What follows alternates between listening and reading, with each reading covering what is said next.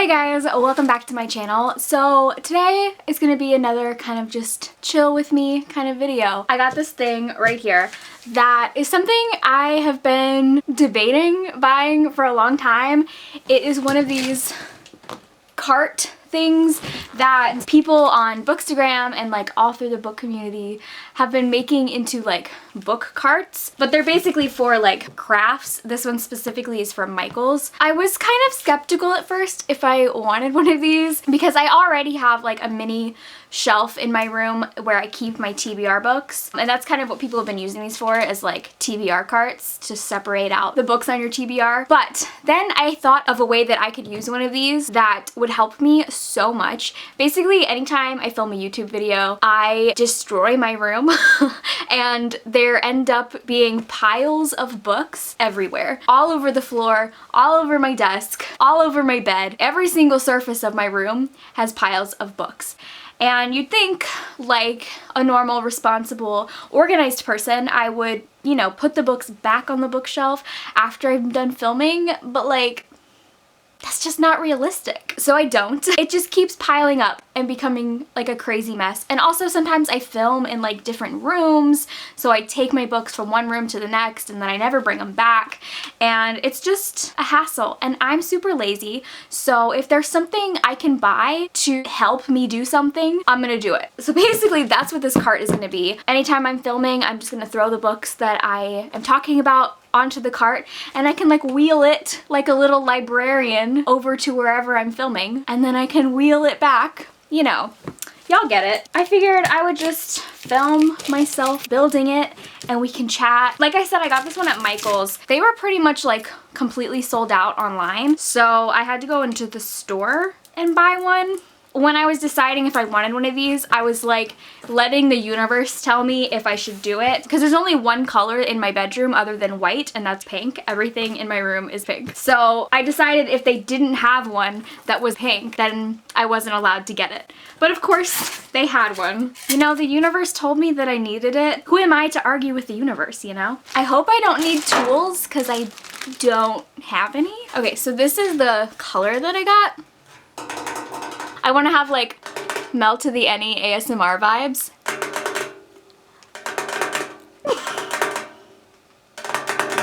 Okay, sorry. There's no instructions. What the heck? Alright. Well, I guess we're figuring this out on our own. Fast forward to me struggling in like 10 minutes.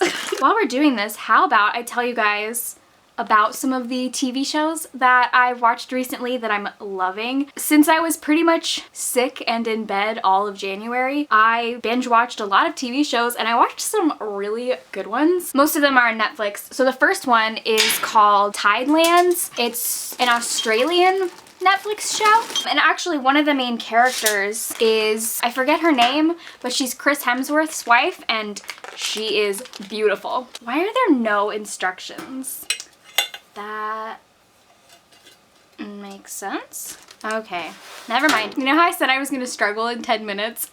I haven't even put one piece on and I'm already struggling. Basically, the like very easy way to pitch this is that it is about drug dealing sirens, which is exactly as cool as it sounds. It's about this girl, the main character, who in the first episode, she is released from prison. And so she comes home for the first time in like 8 years because she was in prison. She finds out that her brother is like the leader of this drug dealing crew, and the people that he works with are these kind of mysterious people called Tidelanders, who it turns out that they are half human, half sirens. It feels like a CW show. Like, it has that kind of vibe to it where like everyone on the show is ridiculously attractive, but it's really cool. God, I wish I remembered her name. Elsa something, I don't know, but Chris Hemsworth's wife, she plays kind of like a villainous character,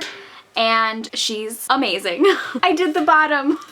That only took me like 20 minutes. Next show that I watched recently and I really liked is Sex Education. This one is also on Netflix. Basically, when this show when I saw a trailer for it or something, it did not look like something that I would like, but I was bored one day and I decided to watch an episode. It is so not what I was expecting it to be. Basically, the premise of this show, it follows Asa Butler. Is that his name? Asa Butler? It's about him and his mom, who is played by Gillian Anderson, is a sex therapist. And basically because his mom is a sex therapist and because of like stuff that happened in his past, he has a very uncomfortable relationship with sex.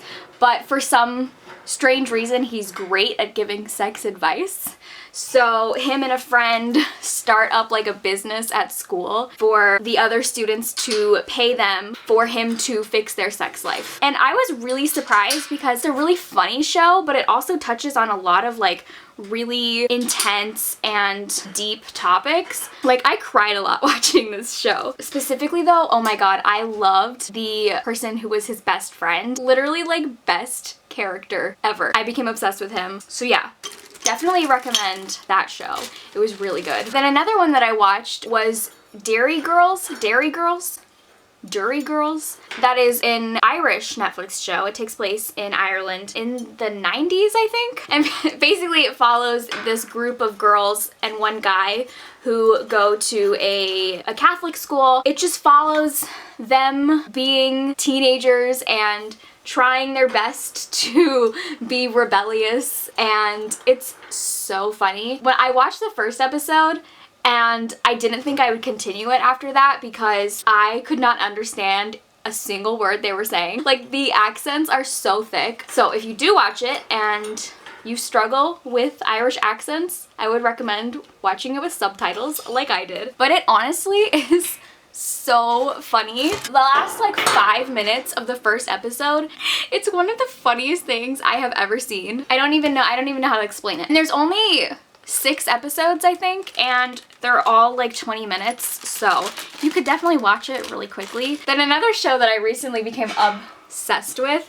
was A Discovery of Witches. I haven't read the book, but I was really excited about the show because Teresa Palmer and Matthew Good are two of like my celebrity crushes, and just having them both be in the same show was a lot for me. If you have no idea what this is about, in like this world there are witches and vampires and demons. It follows this woman who is a witch. One day is studying at Oxford in the library, and she checks out this book that turns out to be a really important book in the magical world that no one has seen for hundreds of years, and she's the only one who has been able to summon the book. Because of that, she kind of gets swept up into all this political stuff that she really had no interest in, and she meets this really hot ancient vampire played by Matthew Good,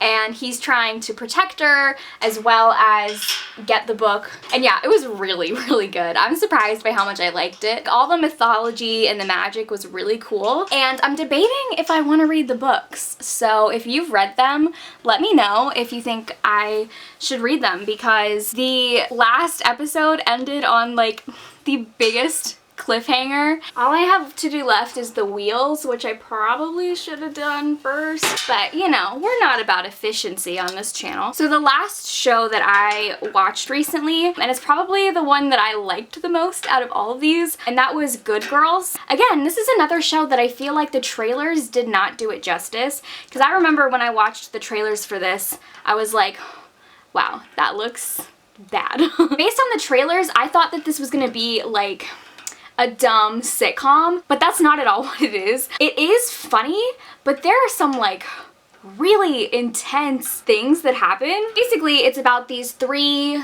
like suburban mothers who all of them are really like down on their luck and they need money. So they decide to rob a grocery store. You know, as one does. That one decision kind of puts them on a course, and they get involved with drug dealers and the stuff that happens on this show is crazy. My favorite thing about this show is just watching these three moms go from like their transition throughout the show, specifically Christina Hendricks, is that her name?